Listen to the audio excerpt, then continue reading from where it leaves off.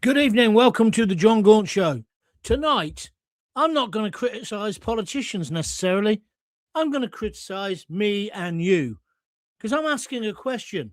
When did we, Britain, Great Britain, lose our balls? We used to be lions. We're now pussies. Do you agree? In the next half hour, I'll show you why I've come to this conclusion. I almost got depressed about it. Then I thought, no, I know what the solution is. So the question tonight, when did Britain lose its balls? Because we haven't got them anymore, have we? Because we are the country, let's never forget this, that fought 2 world wars and won them. And we won a World Cup. We didn't roll over. We didn't apologise. And we didn't outsource our survival, bringing in other people to run the country for us. We stood alone when the rest of mainland Europe folded. And guess what?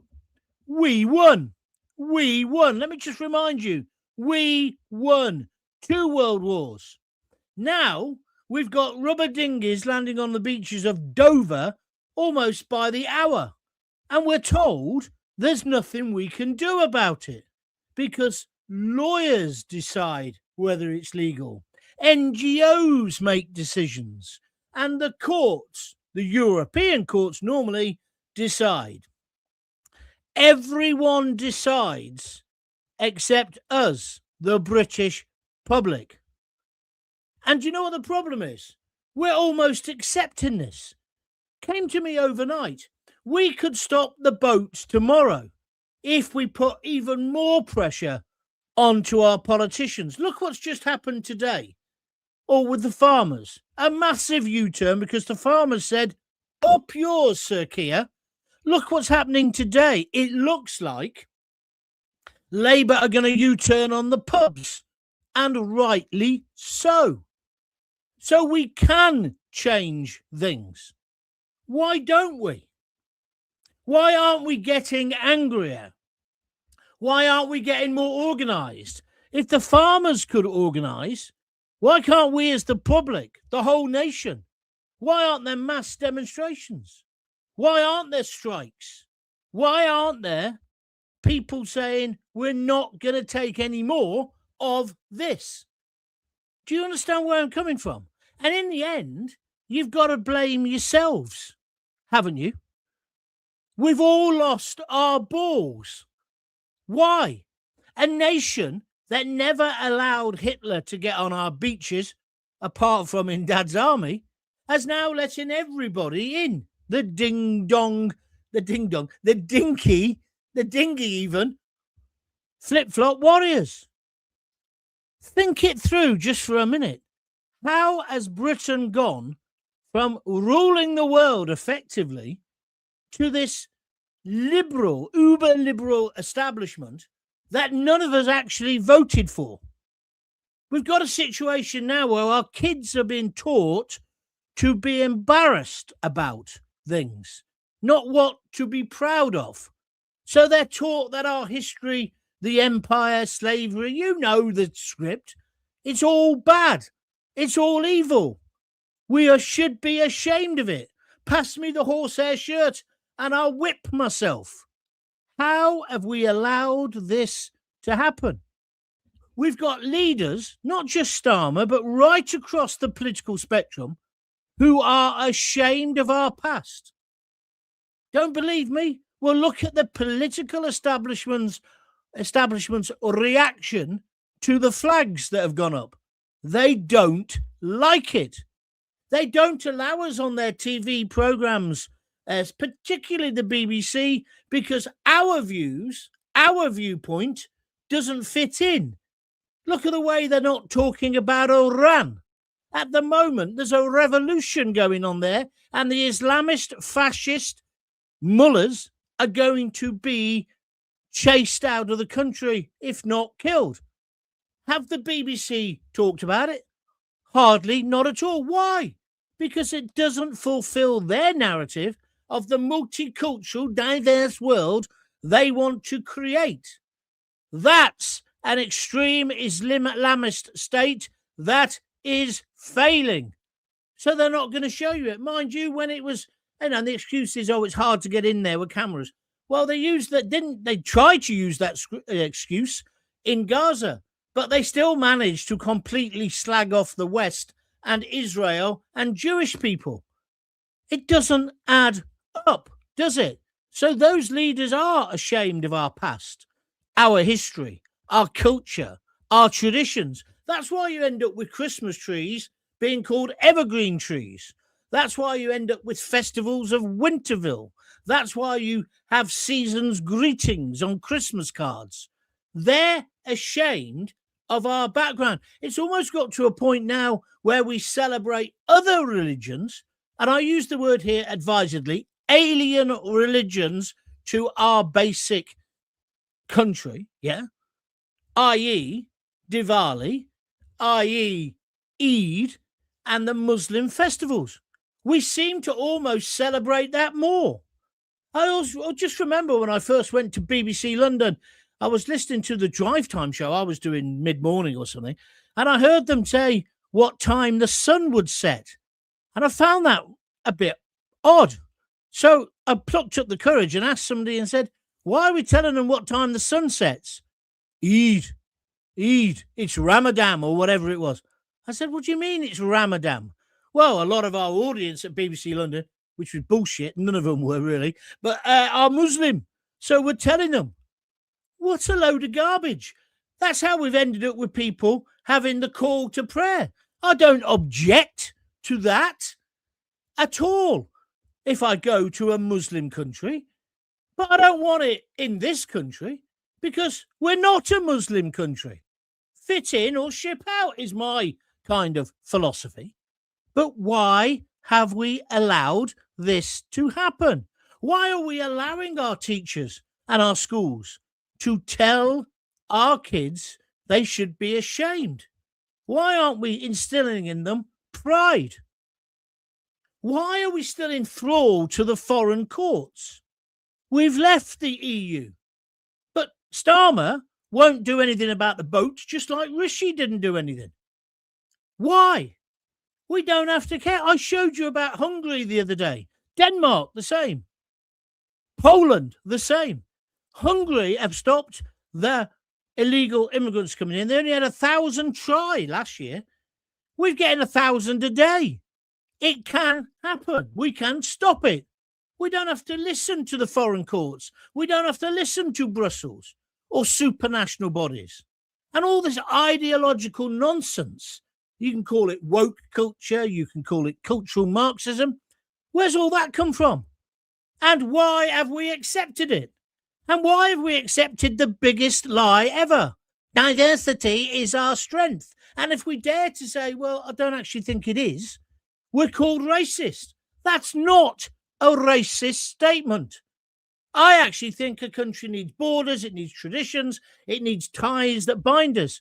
And people who come to live with us and work here and contribute, they add to that. But you can't just dismiss it. That's how we end up with separate lives. That's how you end up with the police in Birmingham. And he should have been sacked by now, and the other three muppets with him. The chief constable of the West Midlands deciding, even though the threat was coming from Islamists, to blame Jews. This is just nonsense. Were you ever asked about it? Why are we teaching our kids to be embarrassed about our past, our history? Why don't we teach them what to be proud of? Why do we rename our own traditions? Downplay our own festivals? Christmas being the best example. It's just turned into a commercial festival, hasn't it? We have the German markets. It's just garbage. We bend over backwards for everyone else and we pretend it's progress. And going back to diversity, I'm all for people coming in and managed, well-controlled immigration. It's added to the colour, I use that word advisedly, of the country. But I'm not into people living separate lives in ghettos. I'm not. I'm against it. I'm particularly against it when we let people in who want to kill us or kill our kids at pop concerts. Can I remind you about Manchester? It's ludicrous. But you and I have got to take some responsibility about this, because this isn't progress. Because as far as I can see, this is us going backwards. We've let in religions that go against all of our idea of a liberal Western democracy. And most people are embarrassed to say it. Well, I'm not. Because in this great country of ours, it is legal and legitimate to criticize religion. All religions. Free speech doesn't stop at the church door, and it certainly shouldn't stop at the mosque door. But of course it does when it comes to the Chief Constable of West Midlands Police. Diversity is not our strength. Let's look at the Metropolitan Police. They wanted to get more ethnics into the police. A good thing. Yeah, you need a mixture of people. I agree. But they lowered the standards. This is the Tories' fault. I remember when Theresa May cut 20,000 police jobs. But then, when Boris was in, he wanted them back. So they basically employed anybody. Anybody. All the criteria went out the window. And then we get an idea where a guy who had been accused of rape of children was allowed in because of diversity. Fair play to the Met now. They're trying to clean out their house and say, look, we would never do this again. But I think it puts the leader of the Met in a very difficult position. In fact, the same position as that buffoon who runs the West Midlands. Who decided that we wanted the police force to be a service? That we wanted them to be nice and pleasant and wear rainbow laces and go skateboarding with those idiots who want to stop oil on Tower Bridge. We never got asked, but it's happened. So this broadcast, I'm not trying to stir up hate. I'm trying to say, how have we allowed this? Why are we now allowing Starmer to say, effectively, I can't stop the boats? It's like today with the U-turn on pubs. They're only doing that because they're worried about what Kemi Badenoch said. She says, if she got into power, she wouldn't charge them business rates. I don't know how she'd fund that, but that's what she's saying. And I know for a fact, Reform have got some big plans for the pubs. So now the Tories say, we're going to bring in new plans for you, but not until 2029.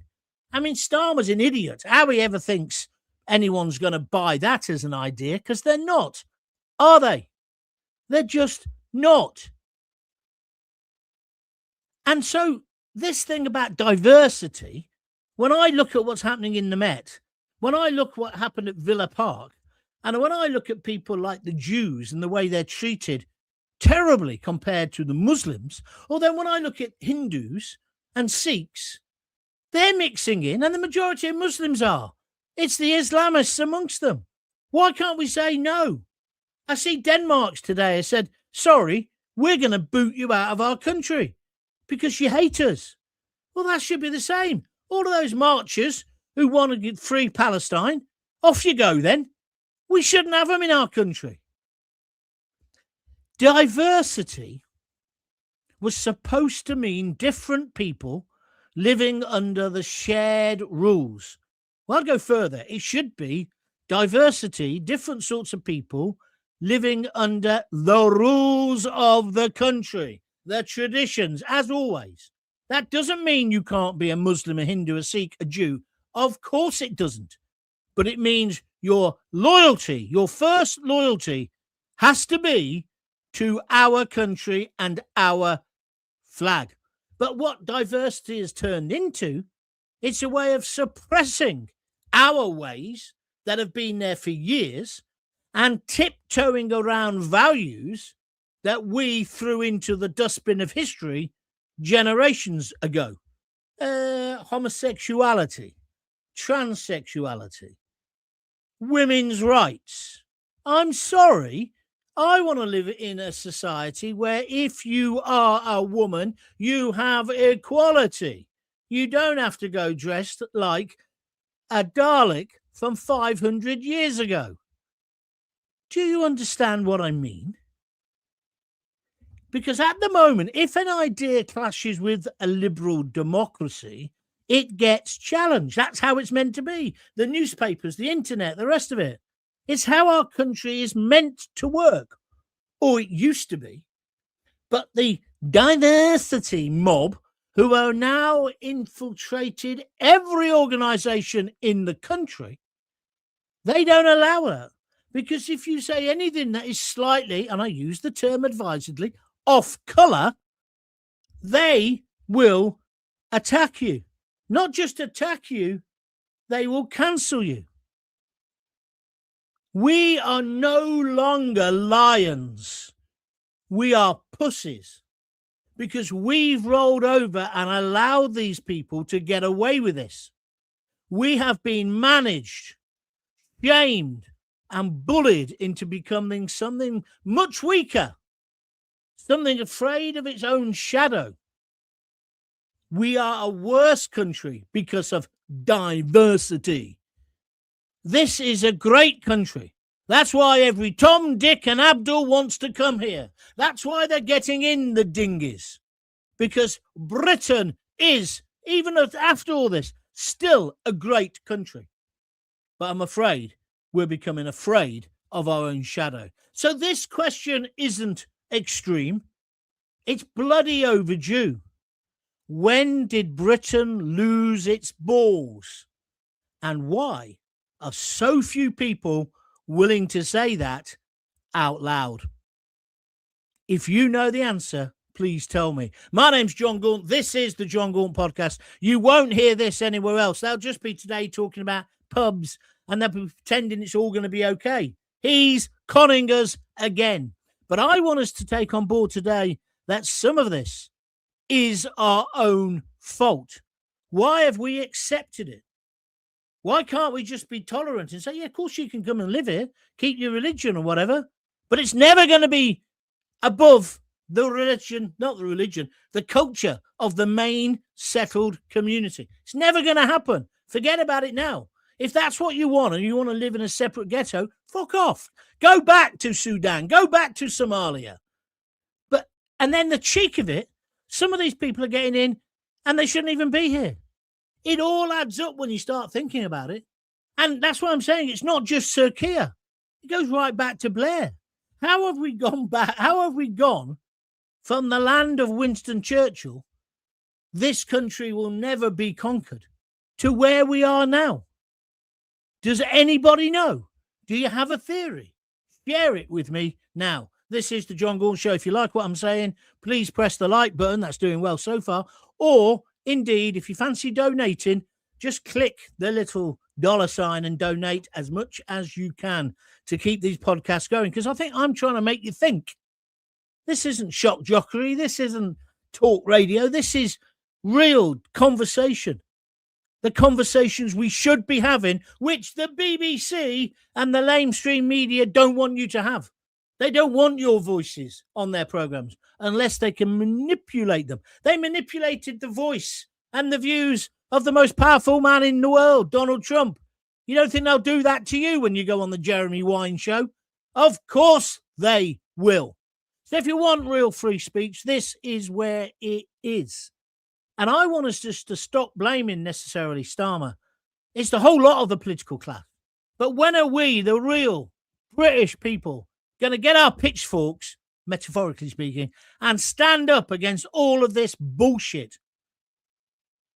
So if you want to donate, please do. www.buymeacoffee.com/John Gaunt. Oh, this is going to be some show, let me tell you. Let's go straight to your comments. Billy No Mate 1606 on YouTube says, early 1950s, the government puppet masters started the rot.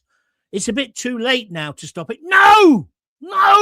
That's exactly what's got us in this position. Don't give up. Don't let them win. Sorry, I'm having a go in. I shouldn't, Billy. The writing on the wall was on the walls back in the 70s, but everyone turned a blind eye to it. Yes, they did, Billy, and that's my point. We're all guilty. I've been on the diversity courses with the BBC But Billy, we've now got to say, enough is enough. Are you with me or against me? Come on, let's have your opinions. Don't be defeatist. That's what I'm trying to say. No more like France, as in strikes, blockade, etc. Nigel Gordon, you're right. The French, if they get a little bit peed off about anything, they're sinking boats. They're burning sheep. Aren't they? They are. They're squirting manure all over the bloody not the Winter Palace, that's St. Petersburg. Well, you understand where I'm coming from. All over government buildings. The French won't take this. The Spanish won't take it. Why are we? And why have we now got countries right across Europe, Denmark, Poland, Spain, Portugal are getting tough on this as well, saying, no, we're not going to let all these people in. I don't care about your EU bloody directive. We're not doing it. We don't want to live in this kind of mishmash, multicultural, diverse, homogenous world. We don't want that. We're Spanish. We're Danish. We're Greeks. Even the Greeks have stopped it. What are we doing? We're just saying, come on in. And what are we, the British public, doing? Are we standing up to Starmer? No. And so today, more bread and circuses. I'm going to do a U-turn. I'm going to look after the publicans. No, he's sodding not. And it wouldn't be enough even if he was. Where's the money coming from? Because he's still spending billions on money in our money in Ukraine. Why? He's still sending billions abroad. He's still sending money out on foreign aid, even though he cut it. We never voted for any of this crap. Why aren't we getting angrier or seeing how this all joins up? And why can't you just say, listen, I'm English. I do want to wrap myself in the flag. I don't think that's been a flag shagger. I'm proud of our background. I'm proud of our culture. I'm proud of what we've done as a nation. I liked it when the whole world was pink. And when you go to the places like India, you know, the Indians, they don't hate the British. They're proud of what the British did. And when you go, you see the magnificent buildings. I'm not saying it was all marvellous, but I'd like our kids to think about what we achieved, what their ancestors achieved. Wouldn't you? Why aren't we making our voices heard?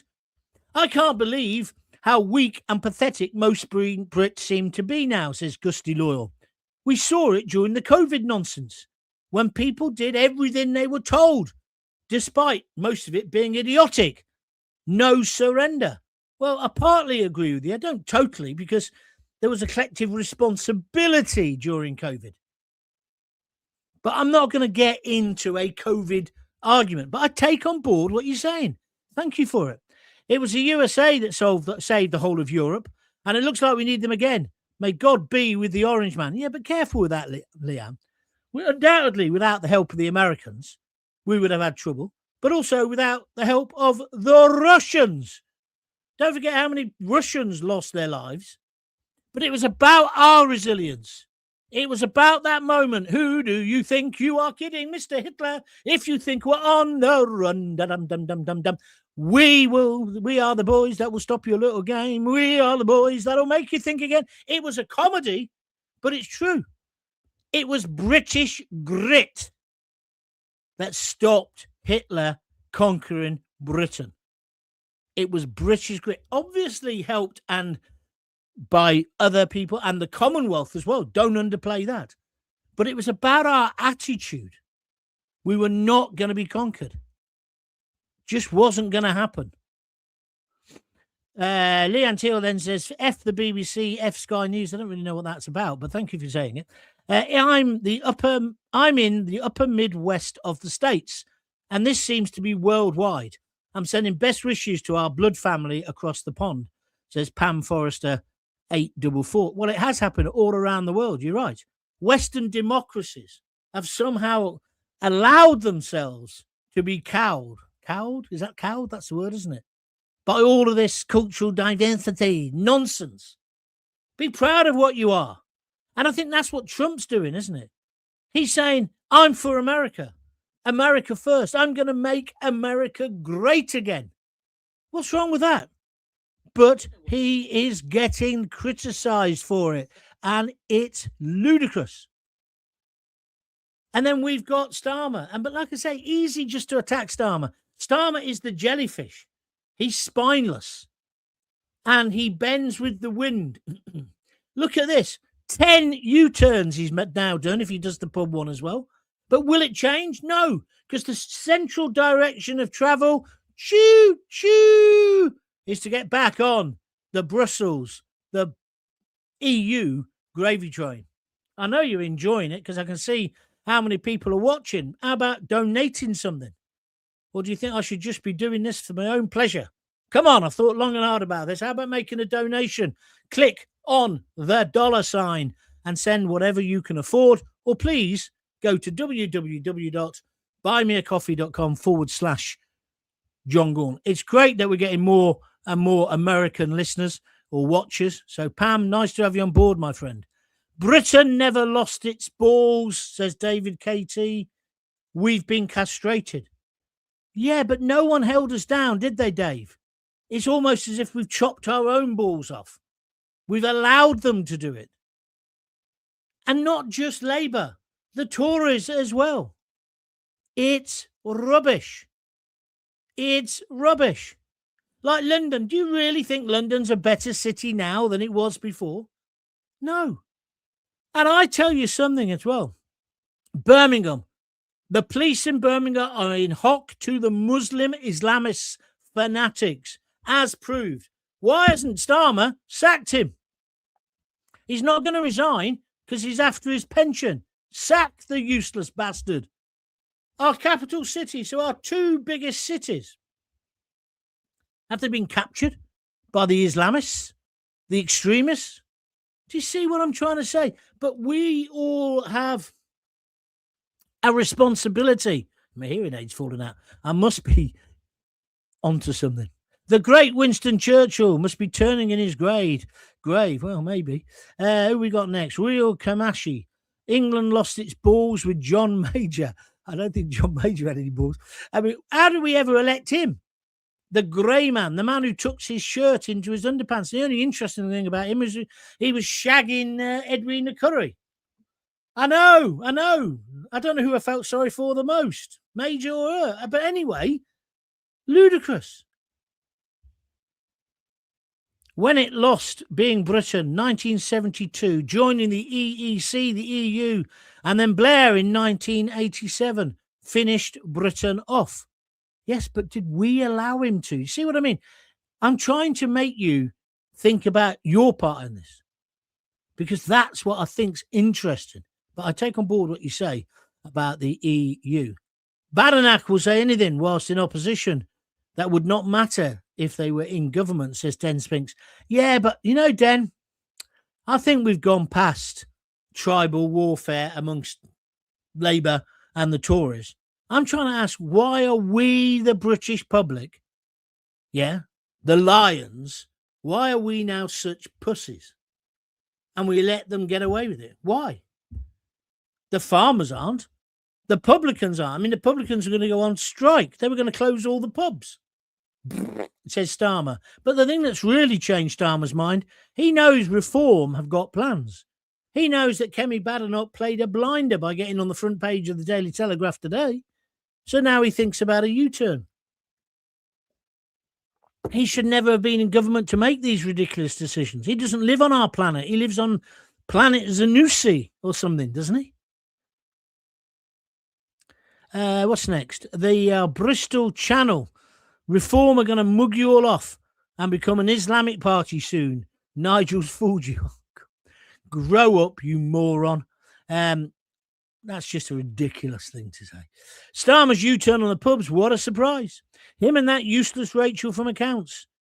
Save our pubs. Unfortunately, it's all too late. Terry, I think you make a really good point. And by the way, thank you for your donations. I tell you what I do think, Terry, about that. I was lying in bed last night. This is how interesting I am. Thinking, well, why do we want to save the pubs? Can't afford to go to them anymore. Anyway, what difference would a rate cut do?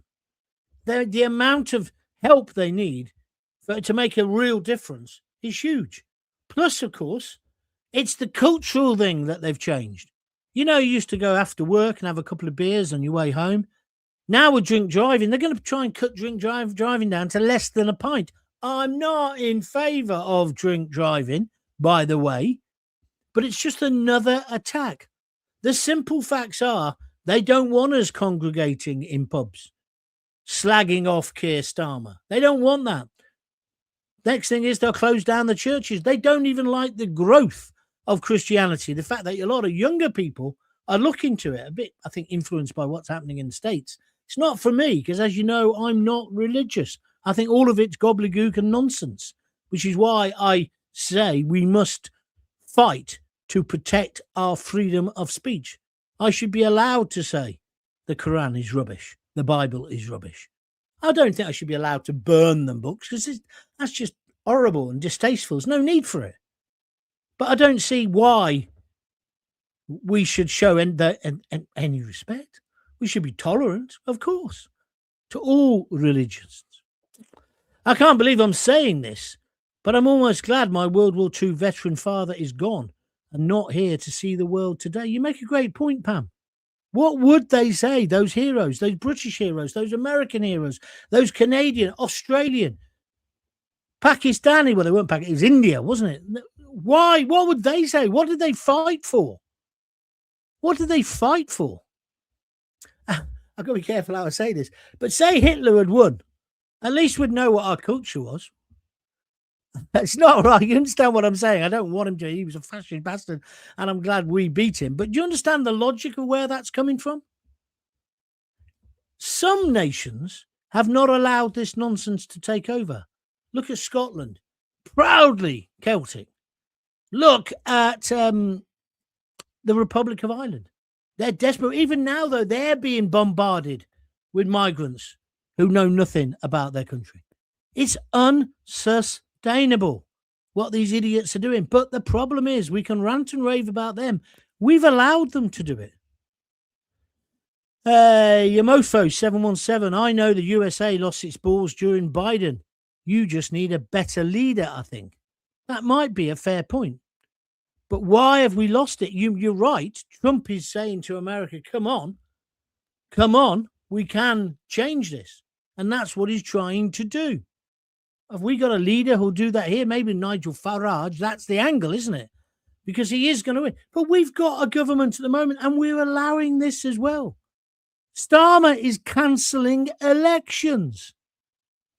Connect the dots. Because he knows in May he's going to get slaughtered. Even though he's cancelled loads of the council elections, he's still going to get hammered. Imagine if all the elections were going forward. And then this man has the temerity to go on the top politics show on the BBC and say, no, I'll still be here. I'm not going anywhere. This is going to be the year it turns round. That fucking super tanker that the Yanks are chasing in the Atlantic, that can turn around quicker than our economy or our country or our pride under Starmer and Labour. It's true. Did I ever tell you, my Uncle Jack, he was a super tanker skipper. He had, I think, the second or third biggest ship in the world at one point. And he told me it took 8 miles to turn this thing round, right? Or to stop it. I would have thought they had better brakes. That's a joke. He got into loads of trouble because he was a bit of a, well, he wasn't a bit of, he was an alcoholic. He went to bed one night, left the first mate in charge. He crashed the super tanker, right? So because my Uncle Jack was the captain, he had to take, now this is a different world. He had to take full responsibility and he got sacked. This guy was one of the most experienced sailors you could have ever met. So he had to go and then start literally, people think I make this bit up, take coal to Newcastle and back. So he got on a little ship going up the East Coast. That's what, and how my Uncle Jack ended up. But he earned bucket loads of money. Bucket loads when he was a super tanker skipper, right? He came from a Navy background. He died of alcoholism as well. I used to love him. He used to take me to, he was the bloke who introduced me to oysters because obviously he had the best food ever. You know, when you go on those, you do know it's like 5-star if you're the captain and the crew. There's only about 28 of them on these boats. And I said to him one day, hey, how do you get around the deck? They had bikes to cycle around the deck. And as a boy, when I was living in Hull with my Auntie Rosemary, My Uncle Jack's Tales of Sea were just amazing. And he had a face like Richard Burton, pockmarked and he'd obviously been in loads of scraps, big red nose because he drank too much. But anyway, one of my best memories of Uncle Jack was he used to take me to the greyhound racing. We go to the greyhound racing and he'd say, "Don't tell your Auntie Thel." And then he'd give me like maybe 100 quid or 20 quid. It seemed like loads of money. I was just a kid. He said, "You go and put some bets on as well. Tell them Jack sent you." And then we'd be there. And some weeks he'd win bucket loads of money. Other weeks he wouldn't lose anything. And then he wouldn't win anything. And then he'd say, "You get back off to your Auntie Rosemary's." And then wouldn't see him. He'd go off on a bender down the Dockers Club in Hull for like weeks. It's like some of the fishing blokes, when they had a trawler trade there, the trawlers would come in, they'd all get weighed in, because they'd weigh the fish and then get the money, and the captain would spread out the money, the skipper, and then it'd all go to the club and get pissed up and then go home like 3 days later. It was a completely different culture, right? But going back to Uncle Jack, he took responsibility. That never happens now. Like this chief constable, he's been found out to be a lying, corrupt Islamist sympathiser, in my words. Sue me if you fancy. Why hasn't he resigned? Because he wants the bloody pension. That's why. You got a view? I want to hear from you. Real, we've got loads of people. Real Kamashi should have to pay income tax before you can get any benefits. Not paid in, not entitled. Oh, I agree with that.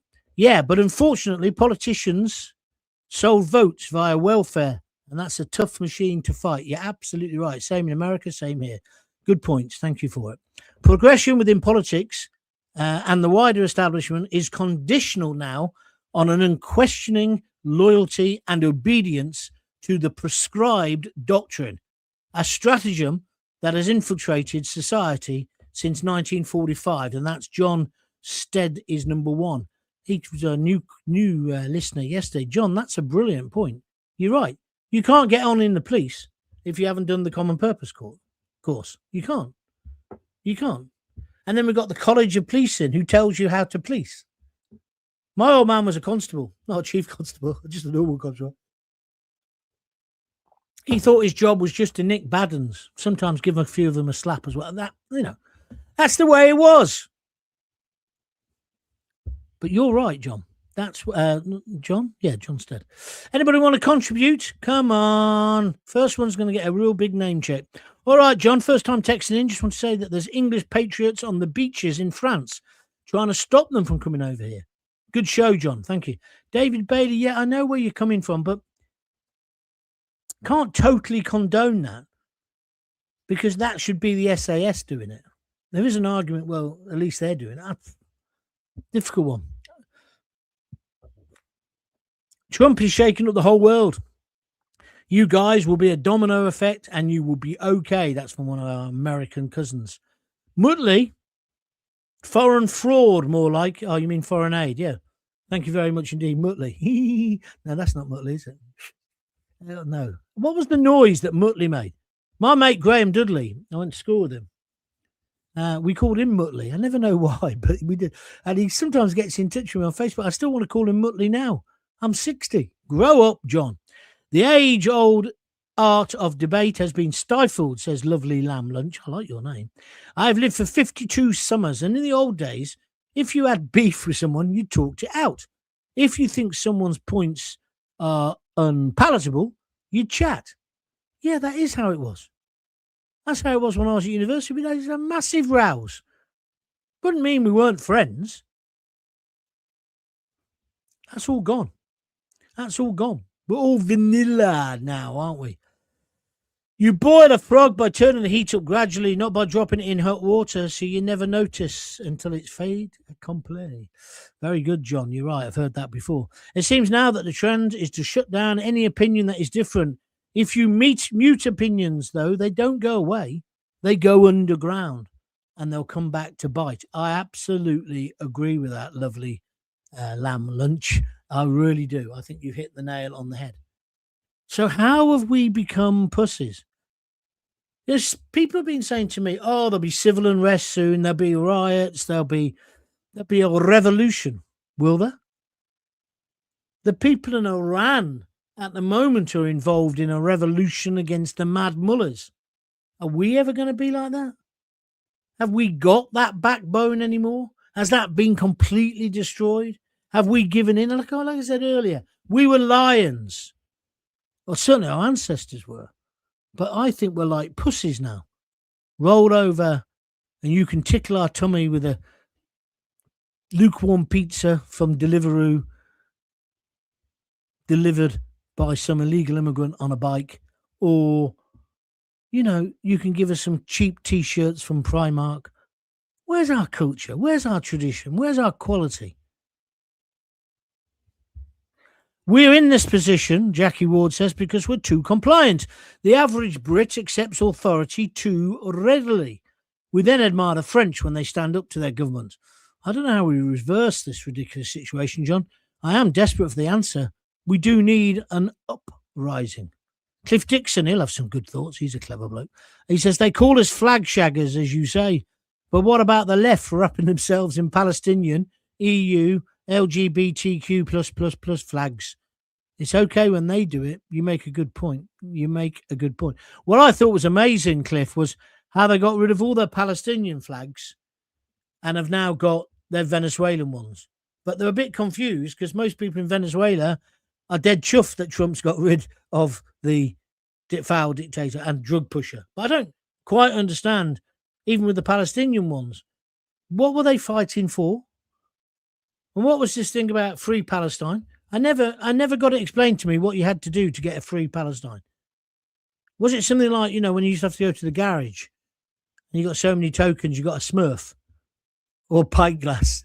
Do you remember those promotions? We were all mad for it, weren't we?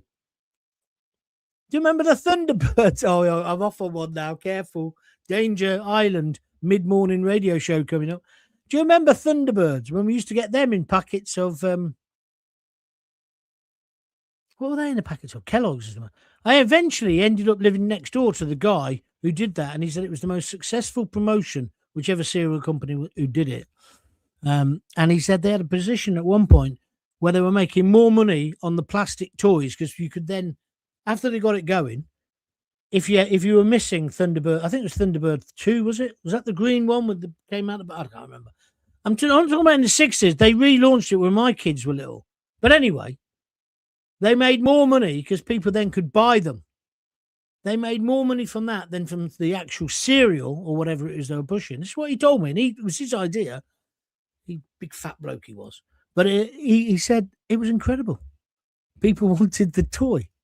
It's like Happy Meals, isn't it? And by the way, Gaunt is right again. Do you remember when I was doing Simple as Fat and I talked about the whole food pyramid triangle and I said it was upside down? That actually what you should do is eat protein, high-fat animal foods, obviously greens, but you should stay away from carbohydrates and ultra-processed food. Have you seen what Kennedy's just done overnight in the United States? This food pyramid, right? About what you're meant to eat to stay healthy. We still got it in this country. It's completely wrong, and it's basically what is giving everybody cancer. And now people are coming around to it and understanding it. He's upped it like that. He said, no, animal fats are good. Don't eat anything that says low fat, because low fat equals high sugar. And it's the sugar that's giving you cancer. And now Trump's government agree with it. I wonder if I could get a job. I don't know why I gave that up. I was going well. I didn't get enough people doing it. That's why I gave it up. But I know a lot of people benefited from it. Do you like the haircut? No one's mentioned the haircut. I thought I'd have a few mentions about that. I've got to stop in a minute. Don't exclude the Green Party. They fund the left protests. That's been exposed in Dover. Are you sure it has? Are you sure they have? Because that's interesting if they have. Where are we going next? David KT. It's the Pied Piper who plays the tune, and we've all followed blindingly. I think that's a good fair point. Let's go to the next one. Terrible hiccups. I do apologise. I don't really know who to vote for in the next election. Labour, no. Conservative, no. Greens, no. Reform, no, unless they stop backing non-Christians. Libs, nope. So who's left? What do you mean backing non-Christians? Do you mean the Layla woman? who's a Muslim, or Zia. Isn't it good to have people like that in the party? I don't know why you'd be against that. Good. Leanne Taylor says, John, have you seen the Reform Councillor Leah Cunningham? She's brilliant. Yeah, I have. I think she is. But some people obviously object to it because she's a Muslim. Where am I going next? Maggie Morley. Starmer has only done this U-turn again because Reform are topping all the polls. Yes, of course. His ratings have... Oh, so I've not pressed the button, sorry. His ratings have gone to 11%. Too high, in my opinion. Yeah, that's his approval. But this won't change a thing on how people will vote. No, the absolute bottom line is he's gone. He's absolutely gone. Starmer could promise to give you all the money in the world, give your kids sweets forever. No one's going to vote for him. He's finished. Thank you, Maggie. Starmer is a would-be dictator. I don't think there's anything would-be about it. I think he is a dictator. Nice super tanker metaphor, says Lovely Lamb Lunch. Well, it's based on a true story. The people in the UK not standing up are Sail UK out. I haven't got a clue what that means. Write it again and try and put it in English if you possibly can. Some of you are just now talking to each other, which I'm sorry isn't the idea of the program, and it gets in the way because I can't then spot people who want to make a comment for everybody, right? Like this one. Part of the globalist takeover involves government to be shut down completely. Hence Starmer looking to put us back in the EU. Everything happening with the special guests is diversion. Thank you very much. Your uncle took you to the dogs, the greyhounds. Now we've all been taken to the dogs. You wouldn't? Is greyhound racing still allowed, or has it disappeared completely? Speedway. I used to take me to Speedway as well. Hull Vikings. I was a Bees supporter when I lived in Coventry. Obviously, when I came back, I was. But I used to go to the Speedway with him as well. Brilliant. He'd gamble on that. Mind you, my Uncle Jack, if we were on a coach or something, he'd gamble on a raindrop coming down the window, which one would hit the bottom. He was just an absolute gambling addict and a drinking addict. Shame. Nice bloke. Interesting bloke. You don't get blokes like that anymore, do you? I mean, rough as old arsehole. I'm not allowed to say that word, am I? Common purpose are in everything now. They are, Stephen. You're right. Hi, John. One of my uncles died from the drink. He wasn't an alcoholic. Wasn't an alcoholic. He got run over by a Guinness lorry. Bum, bum. I like that. Thank you very much. Indeed. What's next? It lost its balls when Maggie Thatcher left number 10. Well, certainly she put our balls back on, didn't she? That's for sure. It's been bred into them now, John, at the university, wokeness. Yeah, but again, that's you pushing away the responsibility. I'm asking you to look at it yourself. I mean, I know when I worked for mainstream, particularly not just particularly the BBC, talk radio as well, they had their agendas and you couldn't go against those agendas. Well, you could, and then you get the sack. Like me, when I dared to say that bloke was a Nazi, a health Nazi, and then I called him a Nazi and an ignorant pig, he was. Because he was trying to tell me the reason why he didn't want children to be fostered by smokers was because he'd tested it on his counsellors and they all said, oh, yeah, let's ban smoking in the offices. But then he said, do you know what? They were still doing it. And I laughed my balls off because it was like, that's your justification. My Auntie Rosemary, who looked after me and saved my life, right? She was a matron in a hospital, old-fashioned style. She smoked like a bloody chimney. In fact, she smoked so much I thought I'd find Fred Dibner on her head. But she loved me. She cared for me. I remember when she picked me up from the children's home, she said, where's the rest of your bags? I had this little, I think do you remember Adidas bags? I had one of them. And Adidas holder. She says, haven't you got anything else? I said, no, that's it, Auntie Rosemary. So she just looked at my Uncle John, my Uncle John was the strong, silent type. He'd served in the war. He'd been a stoker. Right? He'd been all around the world, but not seen anything because he was always in the engine room shoving coal into the engines. He had the biggest nose. He had a bigger nose than Carl Howman. Was it Carl Howman? Who was the geezer on streets of San Francisco? You remember? Well, that was my Uncle John. Silent, never spoke. He took me out one day on a booze up with his works. He was a labourer in the factory down the road. And we got absolutely pissed. Well, I had about 2 beers and I was drunk, you know what I mean? But he could drink like Christmas forever. He wasn't an alky though. But what a lovely bloke. But anyway, so I'm diverted. I'm what's the word? Anyway, she looked at me, Uncle John, and raised her eyebrows. All right. We got to Hull, and she gave me my bedroom and the rest of it. And she'd give me those clothes. I said, oh, no, I want to keep my leather jacket. I had a leather jacket like the Fonz. She said, you can keep that and your star jumper if that's that important. Do you remember star jumpers? Yellow with ribs. It looked terrible on me because I was a fat kid. But anyway, then on Monday, she took me shopping. It would have been Sunday in the old days and the new days because the shops were open all the time. But she took me shopping in Hull. And she basically bought me whatever I wanted. Not that I want, you know what I mean? Knickers, socks, trousers, Oxford bags, a new pair of spoons. She loved me. She loved me. She saved me. She said, your mouth will get you sent to prison or make you a millionaire. Well, it nearly made me a millionaire, then I fucked it up. Sorry, Auntie Rosemary, but I haven't been to prison yet. Sorry, Annette Locke, let's go. We're putting all our eggs in one basket. Reform should be looking for plan B in case it never happens. Yeah. Do you remember the SO Garage football badges? Yes, I do. Yes, I do. My Uncle Brian, it's not my Uncle Brian, Lisa's Uncle Brian, lived in Kidderminster. He was in the oil industry. I've got an interesting background. And he did the promotions for SO for when they started having glasses as well in shops. Do you remember? They were crap. I've still got some of them. We were deliberately mollycoddled for decades to weaken us. Entertainment and food on tap, thinking we're free, and the next generations never knew difficulty, so grew up weak. All part of the plan. I don't know if it's part of the plan, but I think you make a fair point. Crystal goblet from Esso for every 600 quid spent. Yay! Where do I sign? We've got some people of my age, so thank you very much indeed.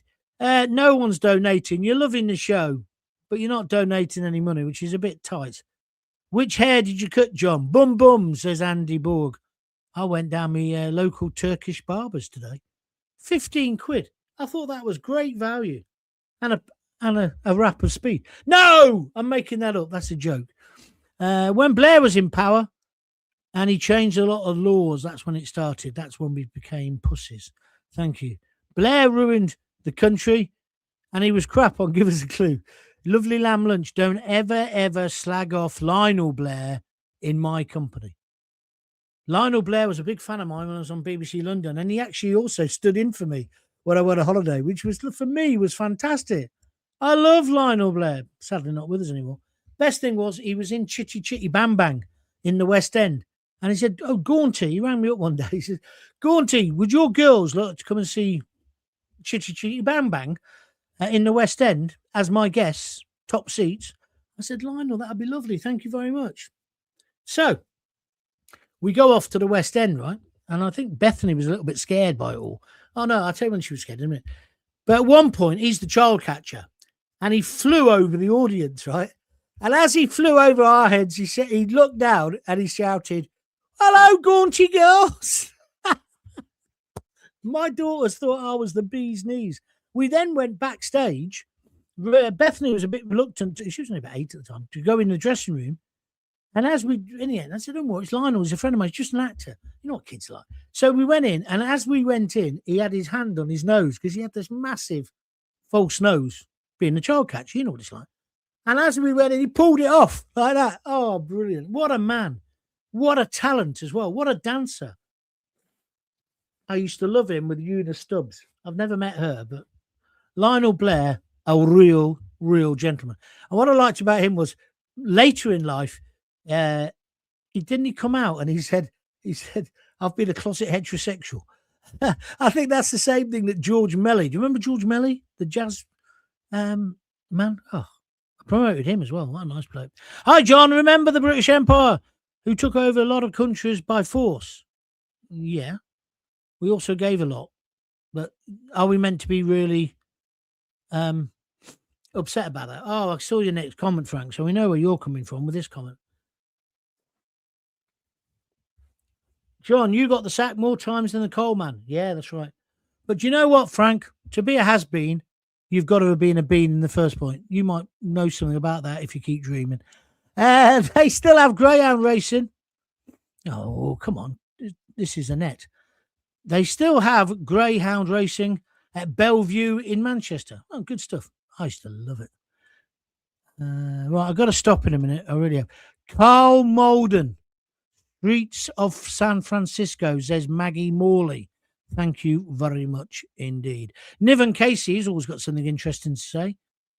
One of the reasons the Liberals want us back in the EU is so they don't have to make any decisions. If the EU is making all the laws and rules, they can just ride the choo-choo gravy train. Thank you very much indeed. Oh, Frank Francis, he's obviously just discovered me today. Frank, calm down, love. Hi, John, spelt with an H. There's no H in my name. I remember you on LBC. You was a wind-up merchant. Well, that's remarkable if you remember me on there, because I've never been on LBC. I was on BBC London. I saved it. Who remembers Green Shield stamps? Says Stephen Hall. Yeah, no. I tell you what's worse than Green Shield stamps. There was the pink stamps. Do you remember them? Niven Casey also says a good point, and this is why we've got such poor MPs today. 50 years of outsourcing government has neutered them. Leon Tail says, hope it wasn't a cash-only Turkish barber. No, it wasn't. He's a Kurd anyway, but he's done really well, this barbershop. 74 quotes says, Turkish barber, yeah, right. No, I just said he was Kurdish, but an interesting guy. I don't know. Just because some of them are money launderers, or the majority, doesn't mean all of them are. Pam Millett says, I remember Green Shield stamps. I got everything I needed before I got married. Good on you, Pam. Right, I'm done. I'm absolutely done. Thank you very much for joining in. I think you enjoyed the show. Enjoyed it so much you couldn't get your hand in your pocket and give me a donation. You can still do it now before we finish if you fancy. Just click on the $ and send me whatever you can afford. I've done 57 minutes for you. I think that's pretty damn good. Also, if you want to do it on Buy Me a Coffee, go to www.buymeacoffee.com/John Gaunt. Oh, David KT says, I used to love the stock car racing at Brandon. Yeah, so did I. Yeah. Speedway was my thing, though, really. With my mate Brett. Jackie Ward, 3 love hearts. Thank you very much indeed. I can stop now. I've just also got to say to you, by the way, I wasn't going to do a show today. I was a bit down. Not depressed, but just down. Just, fuck, what's going on? And then I had this, when I was having my haircut, I had this idea about, well, why have we become pussies? And I think it's something I'm going to return to because it's interesting. But I've also enjoyed talking about my Uncle Jack. I'll tell you about my Uncle Jip one day. He's an even better story. He had the crucifixion scene tattooed on his back. All of it. All of it. And I'll tell you why next time I speak to you. Right. I'm finished now. Thank you for joining in. There isn't a show tomorrow, normally at 6. I'm going out tomorrow. I might do one in the daytime, depending on what happens. If not, I'll definitely be here Sunday afternoon about 2-ish. So stay tuned for that. The best way to know what I'm up to is if you join John Gaunt, John Gaunt TV on YouTube. And then a little pop-up comes up saying, do you want to subscribe? Don't worry, it doesn't cost anything. It just means you want to get on, so we know who you are, helps the algorithm and all the rest of it. And then you'll always know when I'm doing shows. Okay? So that's it. That's me done. I'm going to go down now. Lisa will be there. She'll say, that was rubbish. I said, what, were you listening at the door? She'll say, no, nobody's donated. I'm deeply in the shit. Thanks. Thanks for your support, guys. I'll see you next time. Until then, if you've got kids, give them a kiss, give them a hug, and please don't forget to tell them you love them. See ya.